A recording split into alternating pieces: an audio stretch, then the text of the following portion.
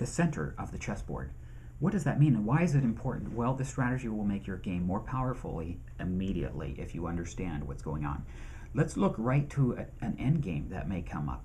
In this example, white has his king centralized and black's king is decentralized towards the edge. Well, white in simply 4 moves can move anywhere in the chessboard, and in this case taking off black's pawn.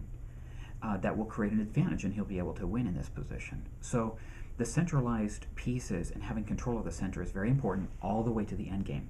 Let's set up this board and look very quickly at how this comes about.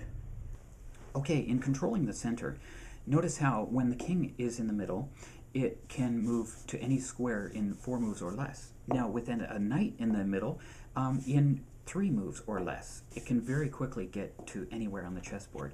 And likewise with the queen, it has the most range. So obviously you can see if you have your pieces centralized, you have a lot of control.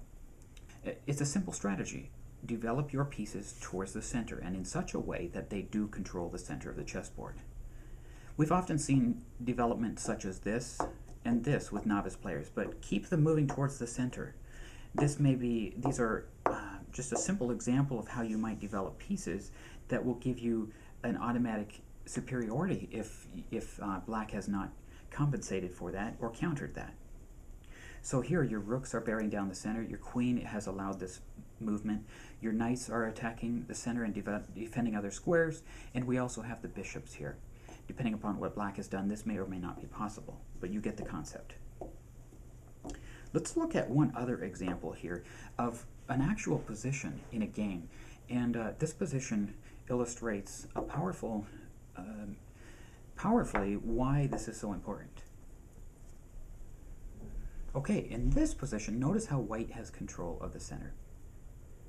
Now, if white makes this move, centralizing his queen, well, not only is he doing that, but he's attacking 2 squares at once. The A8 square, the H7 square. Notice this rook is undefended, and this pawn is attacked by this threatening checkmate, obviously. So that's a powerful move, but look, black was not able to prevent white from controlling the center.